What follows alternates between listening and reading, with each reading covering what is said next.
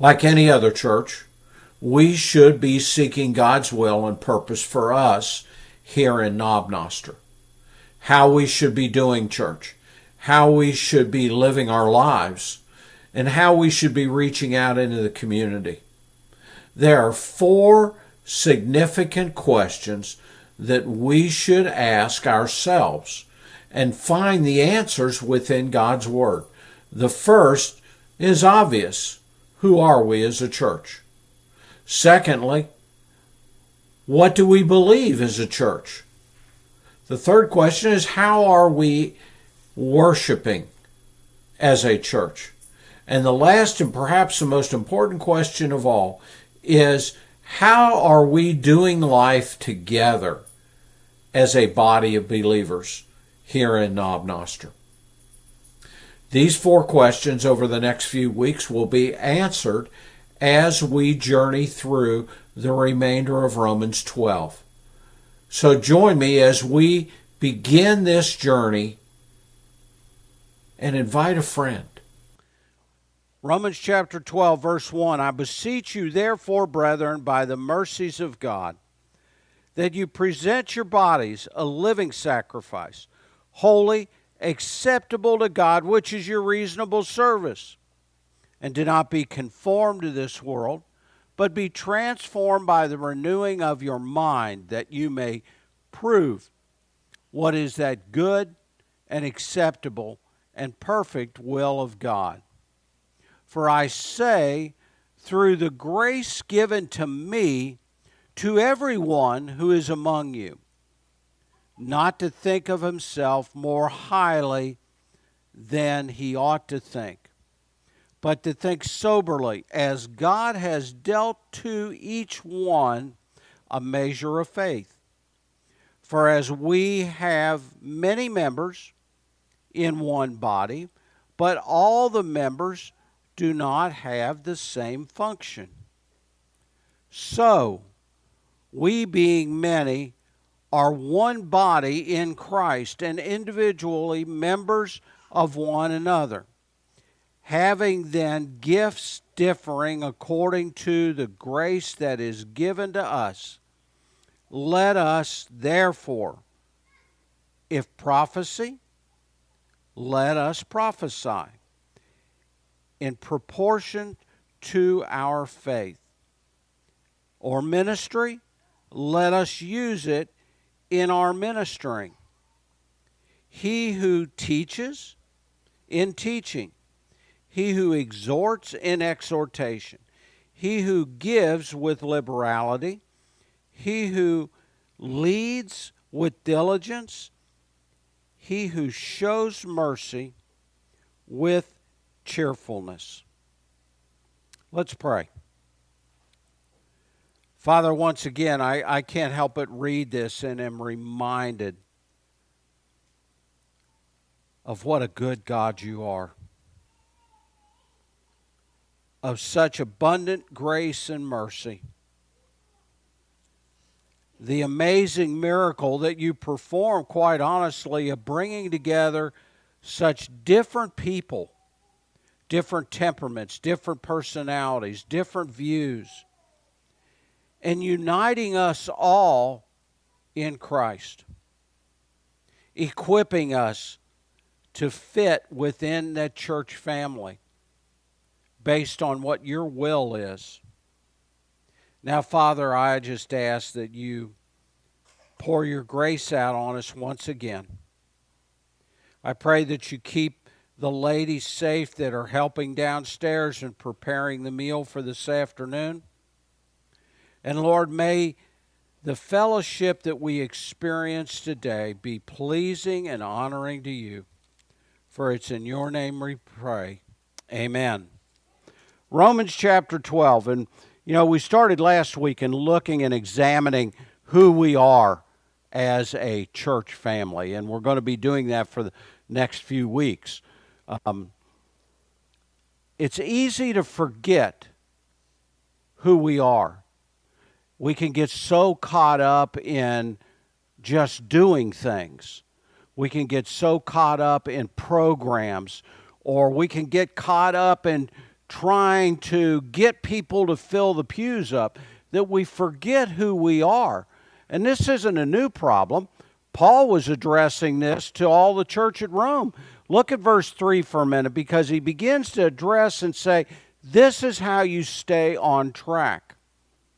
He says, for I say, through the grace given to me, to everyone who is among you, not to think of himself more highly than he ought. Now, I want to stop right there, because Paul is basically saying at this point, if you're going to stay on track, you need to regularly evaluate who you are as a church, what you're doing as a church, what your focus is, what your target is as a church, what the values are in the church. And he goes on and he says, not to think more highly than you do of yourself, but to think soberly. Now, Paul is saying here, all right, you need to focus on what you're doing. You need to think in relationship to God's will. So understand this. It's not about doing programs. It's not about getting people in and fill the pews. And I say that for this reason. When we teach the truth of God's Word, when we live that truth, when we are the example of that truth into the community around us, they will be drawn here by God's love. They will be drawn here by God. Nothing that we do. We can fill this building up, but the thing about it is this: what are we filling it up for? Are we filling it up for the numbers? Are we filling it up to have a big report to send to the state or to the Southern Baptist Convention? Oh man, look at this church. Look at all the people that they've got coming and attending. No. It shouldn't be for that at all. So Paul says, be sober about it. Evaluate what you should be doing and line it up with God's will and God's truth. Then he says this, that we should be focusing on the things that God has gifted us with. So not only does that include the church body, because not every church body can do the same thing. There was a large church, excuse me, back where we came from. Church had 5-6 campuses. They, on a Sunday, would probably average 25,000 people in those campuses. They had a lot of skills, a lot of talented people. They did a lot of things. There's no way that we could do anything like that. But see, what we need to focus on is, what is God's will for us as a church family in this community? What is God's will for us as we reach out to this family? Now, just in review, last week we defined the church. We talked about the fact that a church is not defined by its architectural design. It's not defined by the geographic location. It's not defined by the style of worship. But it is defined by a group of redeemed individuals gathering together to worship God for who He is. Are you following me on that? Worshiping God for who He is.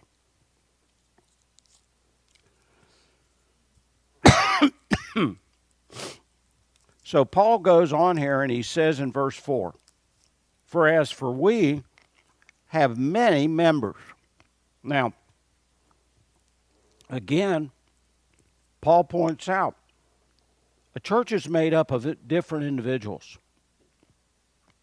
And he goes on and he says, many members, but they do not have the same function. Dr. Jim's giftings, and the reason that he is in this church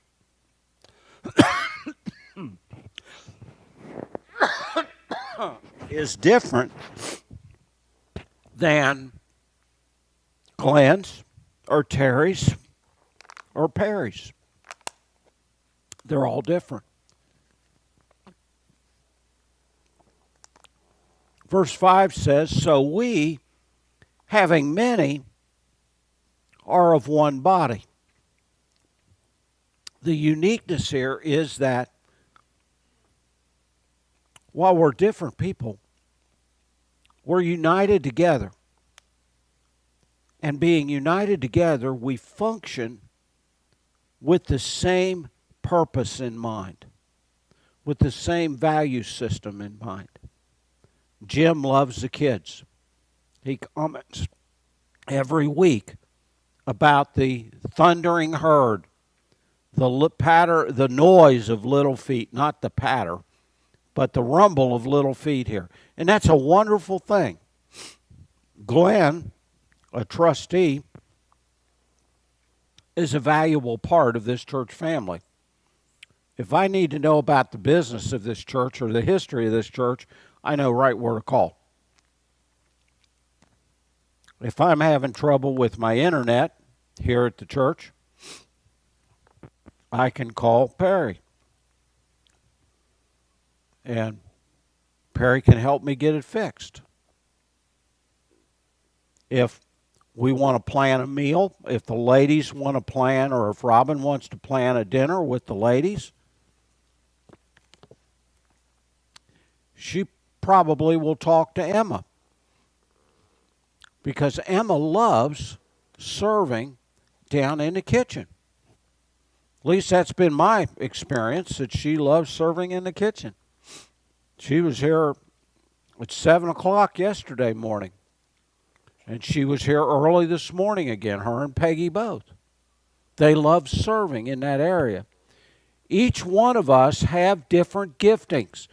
God provides a gift for us within this church, or a talent, for a reason. There is a reason. Not one of us here is just here to take up space. We're not here just to exist or to take up space. We're here because God has a reason for us and a purpose. Now, Paul goes on in verse 6, and he starts to explain why verse 3 is so important of us not thinking of ourselves more highly than we ought. In other words, be reasonable about you assessing your talents and your abilities. Stay in your lane. In verse 6, he says this, "Having then gifts different according to the grace that is given to us," speaking to all of us, "let us use them." All right, I'm going to stop right there.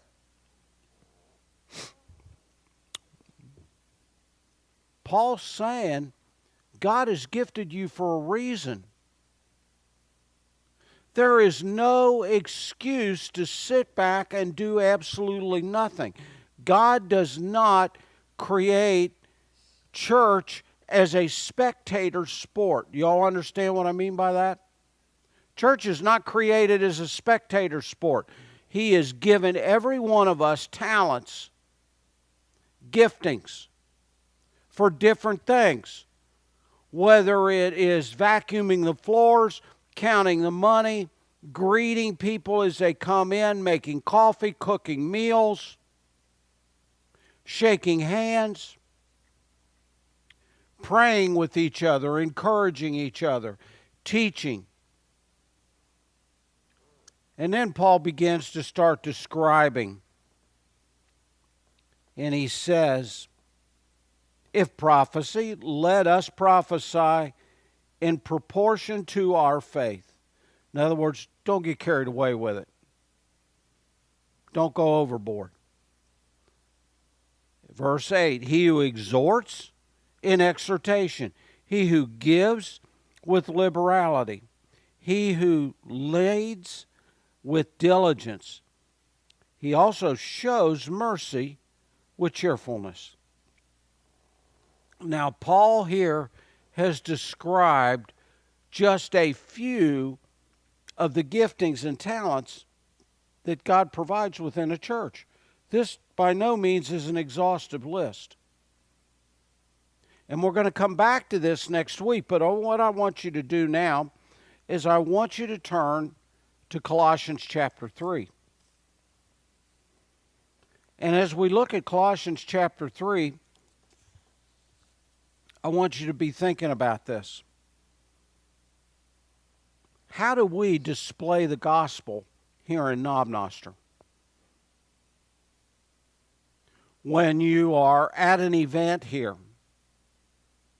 or when you are at an alderman's meeting, a council meeting, when you're having lunch across the street at the restaurant, or having coffee down the street at Snob's, or around the corner at TJ's at the Mexican place, which I have to confess I've really kind of fallen in love with their food.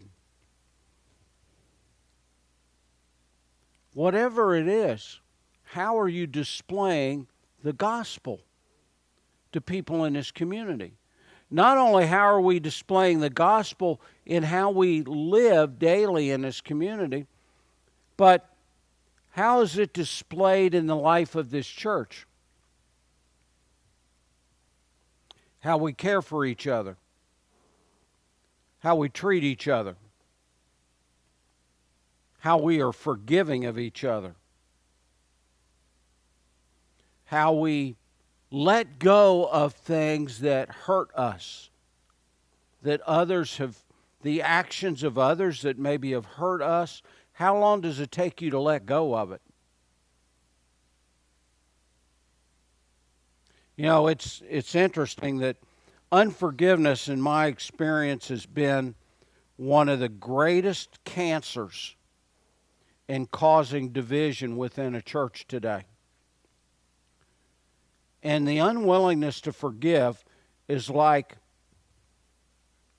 taking a baked potato, putting it in the oven and baking it, and reaching in with your bare hands and grabbing that baked potato out of the oven,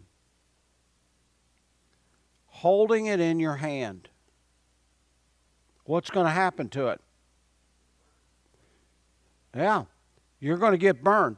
And the longer you hold it in your hand, the more severe the damage is. In fact, the damage can be so severe that you no longer will have any feeling in that hand. It's the same way with unforgiveness. You can become bitter with a person. You can become resentful because of things that they have tried to do within the church to help, and maybe it just wasn't to your taste. Maybe it just wasn't to your liking. And you mumble and grumble about that. And you gripe and complain about it. And it begins to eat you up. That's not how a church should function. So, how do we display the gospel within the life of our church? And how do we display that, as we talked about before, within the community? How's it displayed? So in Colossians chapter 3, Paul again begins to address the life of a church to another church, the church of Colossae. Now this church was a very evangelistic church from what historians have determined. They were in a crossroads of a major metropolitan area. They were in a key geographic location. And Paul begins to address to them how they should practically be functioning. So I'd like for you to start in verse 11. I'd love to go through the whole chapter, but we don't have time. So starting in verse 11, Paul is saying, where there is neither Greek nor Jew, circumcised nor uncircumcised, barbarian, Scythian, slave nor free, but Christ is all and in all. And I would underline that phrase, Christ is all and in all. This is the key to how we as a church body, as a church family, will thrive here. Christ is all and in all. Acts chapter 17 and verse 28 talks about the fact, in him we live and move and have our being. It is in Jesus Christ that we exist. In fact, what Paul is saying here is the very reason that we exist here in Knob Noster today is because of Jesus Christ. I mean, let's face it, there would be no other reason for us to exist here but that of Christ. And if we're going to thrive in this community, it's not going to be about the budget. It's not going to be about how much money we have in the bank. It's not going to be about programs. Now, all those things are good. But if Christ is not all and in all, if he is not the center and the heartbeat of who we are as a church, we will not thrive. We will continue to decay because Jesus is the life of the church. He is not only the head of the church, he is the life of the church. Now, so Paul basically sets this premise down here that Christ, basically what Paul is saying is not only is Christ the head of the church, but he is all and in all. In other words, you wouldn't be in existence if it wasn't for Jesus. Now, the emphasis of this is in the first part of this verse where he says neither Greek nor Jew, circumcised or uncircumcised, barbarian or Scythian, slave nor free. Now, Paul's going to extremes here, especially with the barbarian and the Scythian.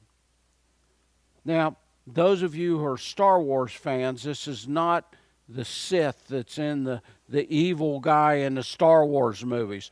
If the kids were here, they'd know exactly what I was talking about.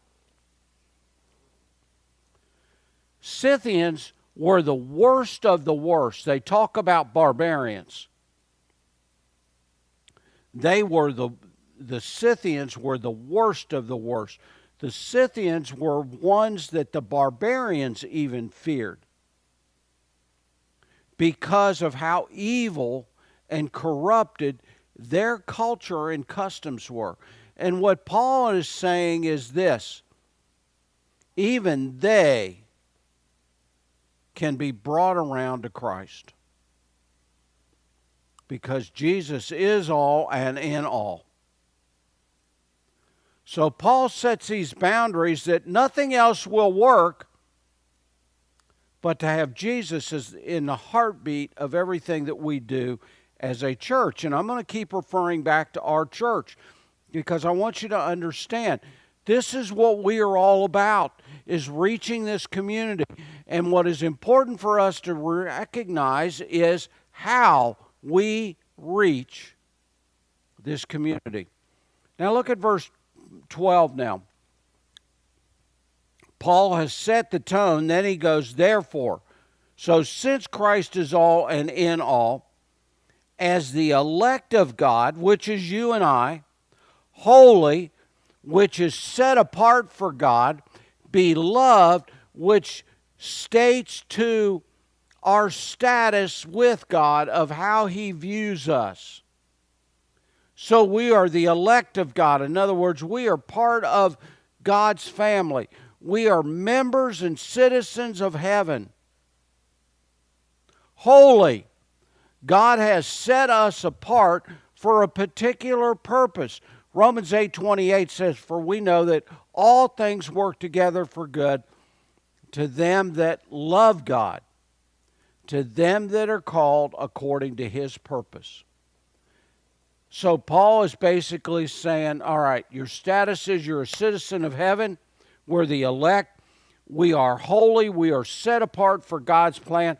We are beloved by God. That's how God looks at you and me. Now, God's not going to leave us hanging here in Knob Noster since we are beloved of Him. He is going to invest in us. He is going to love on us. He is going to make all of His will and plans possible in how we reach this community, how we grow spiritually. And then Paul goes on and he says, okay, now here's what you need to do. Put on tender mercies, kindness, humility, meekness, long-suffering. Those are all things that if you go back to Galatians are fruits of the Spirit. And Paul is basically saying, okay, you need to start dealing with your own hearts and your own attitudes, your own behaviors, and start with these areas. Then he says this, verse 13, bearing with one another. Now he's going from talking about individuals to talking about us as a church family and how we should be functioning. And he's saying, okay, bear with one another. That's the first thing we need to be doing. Bearing with one another. Bearing with one another, again, goes back to this forgiveness. Be forgiving. Be accepting. Stop putting expectations on others to behave the way you think they ought to behave. And I got to stand at the front of the line on that one. One of the greatest dangers of a pastor is putting expectations of how I feel about things on you all. Now, I'm just being real honest about it. I'm being as blunt as I can be. And that's as wrong as it can be to do that. Because you see, when I do that, or if any pastor does that, he now moves God and the Holy Spirit out of the way, and he says, I am the one that will change your heart and transform you, and forget God's will. It is now my will. It is now me who's going to determine your destiny within this church. And that is so wrong, and it is a lie from the pit of hell. But see, what we need to understand is each of us are vulnerable to that. Each of us, you know where the biggest danger is? When families come with children. And the children are, let's say they're unchurched. They've not been corralled properly. They don't necessarily know how to behave in church. And like when we have all the kids up here and some of them are thumping.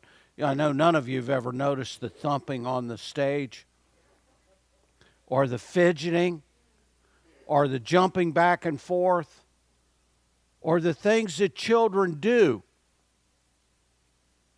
And we may sit back there as prim and proper adults, very stoic in our religious thinking. Why can't they make those children behave? Why can't they teach those children? I can't wait for Miller to come running up here and be up here. Barefoot or not, doesn't matter to me. Kimber to come trotting up here. She's close to it now. I'm waiting for her to come up here and help me out on this platform. But you see, we as adults can have the wrong attitude and become resentful because we fault the parents for the children being children. And see what we need to be doing when Paul says bearing with one another, that means we have responsibility to be accepting of where they are as they are. Then here's the next part. He says, and forgiving one another. Because see, if we're not accepting who they are, as they are, where they are in life, we're not going to forgive them. Because we're going to keep putting expectations onto them to behave the way we think they ought to behave. Some of us are blinded and foolish enough to think, well, they ought to behave like I made my kids behave. I could never say that because we have our boys recorded as they be taken out of church screaming, Mama, don't whip me. Don't whip me, Mom. I'll be good. Are you following what I'm saying here?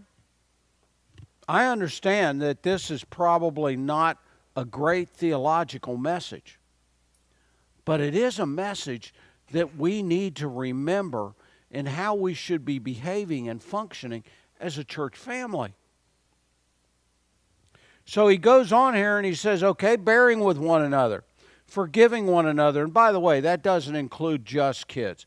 That includes any adult and how we treat each other, how we watch out for each other, how we love on each other. So he says, bearing with one another.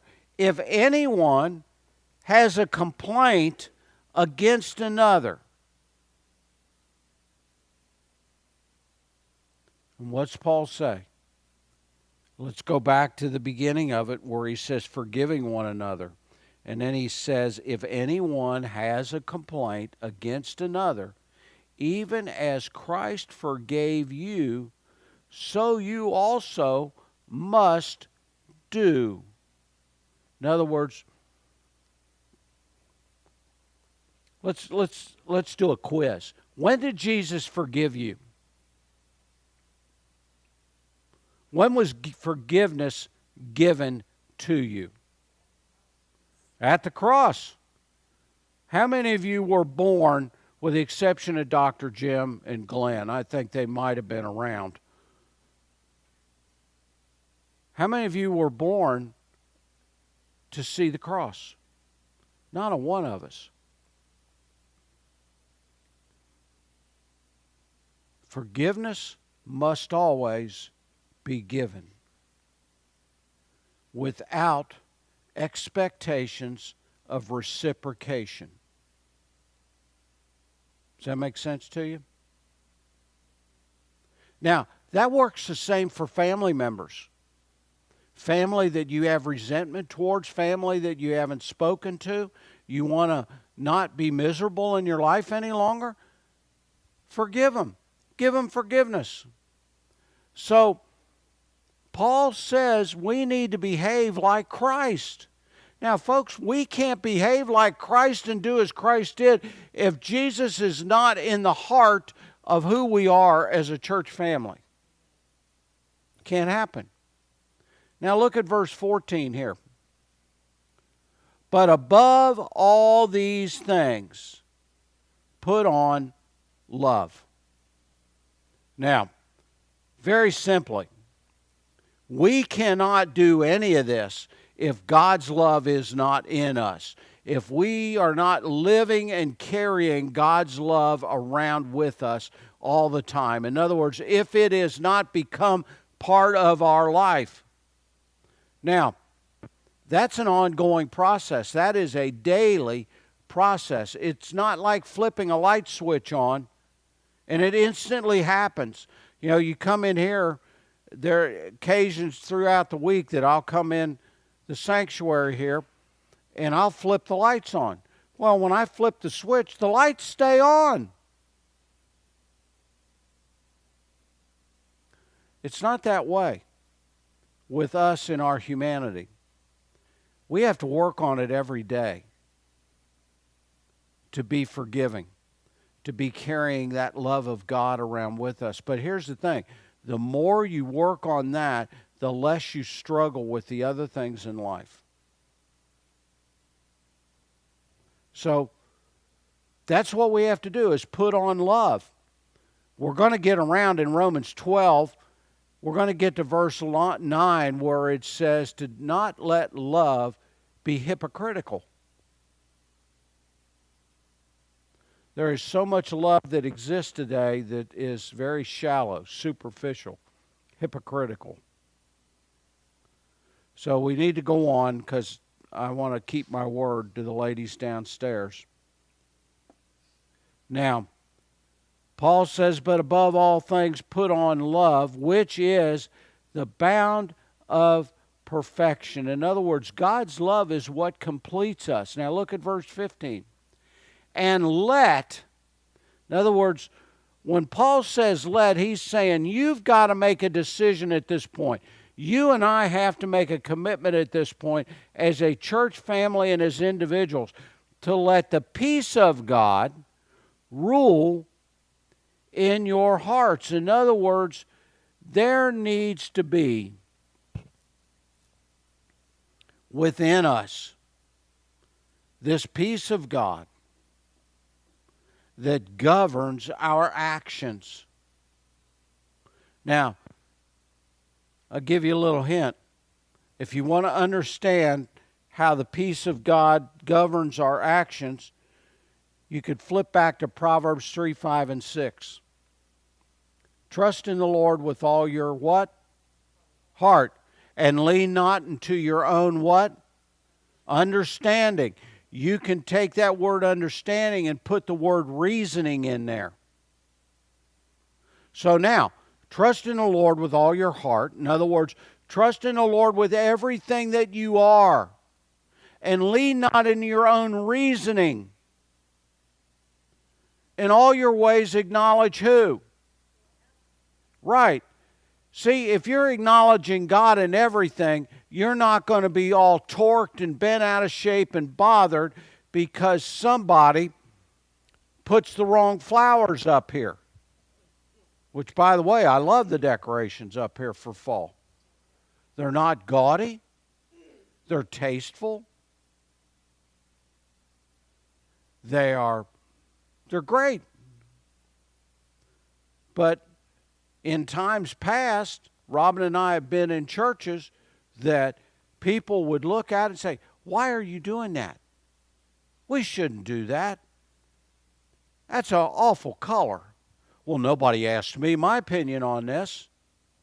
That's probably why nobody asked you your opinion on it, because of your demeanor.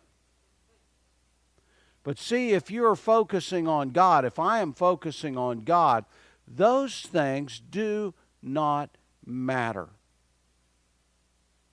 But what ends up happening is God's love begins to pour out. And as God's love begins to pour out, we are able to rejoice, to be thankful that our lives and our attitudes are governed by that love of God. So we let the peace of God rule in our hearts. Now understand once again, let me say it again. Without God's love within us, we cannot have God's peace within us. And that peace according to John 14, is different than the world's. Jesus said, my peace I leave with you, not like the world gives you or offers you. It's a different kind of peace. I need to hurry up here. So let God's peace rule in our hearts, to which also you were called in one body to be thankful. In other words, what Paul is saying here, it is only by God's love and with God's peace that you are able to function as a family in one body. Now, we already read in Romans that the church is made up of one body having different gifts and different functions. Now, Paul is saying here to you and to me, if we're going to thrive as one family in this community, we must have the love of God within us and possess the peace of God and allow that peace of God to govern our lives. And he goes on here. He says not only that, but to be thankful. Last word in verse 15, to be thankful. And I'm going to say this again. I said it earlier. There's two ways to do life. You can be thankful and praise God, or you can gripe and complain. Now I'll say it a different way. You can mumble and grumble, and by that you will soon stumble and fall flat on your face. And I'll say it again. You can mumble and grumble and soon will stumble and fall flat on your face. Now, the reason for that is simple. Because you are doing life by your own reasoning and not by the peace of God. You can mumble and grumble and you will soon stumble and fall flat on your face. And it'll affect you physically. Anybody besides me ever had a bad day and been in a bad mood? And you carried that around with you all day long? You ever notice how it affects you physically? And you begin to be miserable and you get upset. Some of us who have these magic watches that tells you your heartbeat and your blood pressure and everything, it goes all over the place. And see, that's because the peace of God is not governing our lives. And that should be the same thing within a church. Now quickly, verse 16. Once again, we have to make a decision here. Let the word of Christ dwell in you richly in all wisdom. Now, the word of Christ, it's real simple. It's the Bible. It's God's Word. It is Jesus Christ Himself and His Word dwelling within us. That word dwell literally means to inhabit, to become part of you. Spurgeon talks about the fact that we should be so engrossed and incorporated into the heart of the gospel that our lives, the word that he used was bibline. In fact, he described John Bunyan, the author of Pilgrim's Progress, this way. If you cut him, he would bleed the Bible. He used the word bibline, but he literally meant that he would bleed the Bible. He was so consumed with the truth of God's Word. And that's the way we should be. Everything should be about the Word of God. So he's saying, let the Word of Christ dwell in you richly with all wisdom. And then he goes on, teaching and admonishing one another in psalms and hymns and spiritual songs, singing with grace in your heart to the Lord. In other words, as a church family, we should be encouraging each other. We should be there all the time for each other, lifting each other up. And I'm going to say this publicly. I know Perry doesn't want me to say it, but I'm going to say it publicly. One of the greatest joys that I have through the week is Perry and I getting together and just praying. Not necessarily about anything special, not long prayers, but it is such an encouragement that he and I get together and pray. It's not on a calendar. It's not scheduled. We just get together and pray. Sometimes in my office, sometimes across the street at the restaurant, sometimes down at Snob's. Now, we haven't done it yet at TJ's. We're working on it. But the idea is we encourage each other and we pray together. I sent Perry a text yesterday because I spent 3 hours in the eye doctor's office getting treatments. And I sent Perry a message and I just said, it's going to be a long day. And it was. Injections in my one eye, laser treatments in another eye, dye up my veins for them to look at the veins in my eyes. It was fun. But you see, the joy and the encouragement was, I knew that Perry and Suzanne would be praying for Robin and I. Because on top of everything else, my sugar bottomed out. Because I'd not eaten. And my sugar dropped down to 42, which is not good. By the time it hits 40, you're looking for a phone to call the ambulance. But what a joy. Because if there was ever any doubt about this doctor and this doctor's office in taking care of me, all that doubt was erased yesterday. For we know all things work together for good to them that love God, to them that are called according to His purpose. It is that peace of God. It is allowing the Word of God to dwell in us richly, so we have that to fall back on. We have that to make our decisions by. We have that to hold on to when we are facing the challenges each and every day.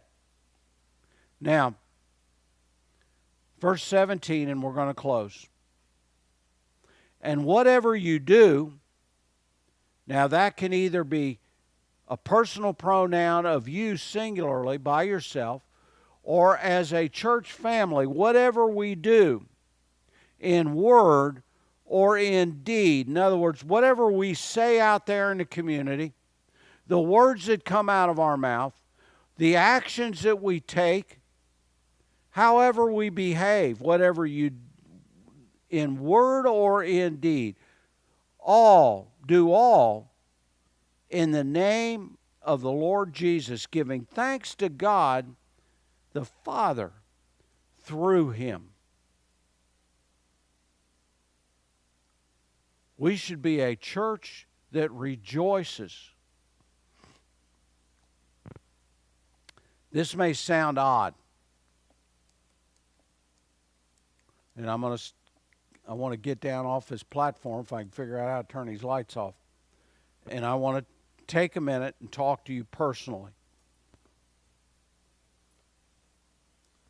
I want you to listen to me about this for a minute, please. As a church family, we should always be giving thanks. You know, Philippians 4, starting in verse 6, it says, "Be anxious for nothing, but with all prayer and supplication with thanksgiving in your heart, let your requests be made known to God." And in verse 7 says, "And the peace of God that surpasses all understanding," the peace of God that literally surrounds your life, will keep you safe. And then in verse 8, Paul starts talking about the things that we should be giving thanks about. And he says an interesting statement in that verse. And he says, whatever things are praiseworthy. Whatever things are praiseworthy. Now, I said I was going to say something odd to you, and this is what it is. Ruth, you see this pew in front of you? You should be excited that this pew is empty. Ruth's already got this odd look on her face. Well, Rita, you got an empty pew in front of you. You should be excited about that. Ben's got a couple of pews empty in front of him. He should be really excited about that. Either that or you need to move up front, one or the other. But here's the reason why. We should grieve over the fact that the pew is empty, that no one is there. But we should be excited about the fact that God has given us an opportunity to pray individuals into these pews, to go before God and say, God, I don't know who's missing that you want here, but I want to stand before you and pray for them. Are you following what I'm saying here? We should be excited about the opportunities that God gives us, whether it is to pray for someone, to pray over an empty pew, which, yes, you probably have never heard that before, to get excited about an empty pew. But you see, it's not the absence of people that we get excited about. It is the opportunity to be praying for them, that God is making you, Ruth, part of His plan. God is making you, Rita, part of His plan to pray for whoever belongs in these pews. The children that come up front here, yeah, they sit and thump on the stage. We should be excited about them because we have opportunity to invest in their lives. Does it make sense to you? It only happens when we have God's love permeating us and the peace of God, the peace of Jesus Christ ruling our lives. And I want to encourage you today to really think about that through this week. That God is giving you opportunity to serve. God has given you opportunity to be a part of His plan here in this church. And in the weeks ahead, we're going to be talking about that. You're going to see different music here. You're going to see different things up on the screen. But part of that is because I want you to be aware of the opportunities that we have here in Knob Noster. What an opportunity you have. Ruth, you have your assignment. You got an empty pew to pray over. Rita, you got your assignment, an empty pew to pray over. Ben, you've got several pews to pray over. Are you following what I'm saying? We have so much to be excited about, and absolutely no reason to get apathetic about anything.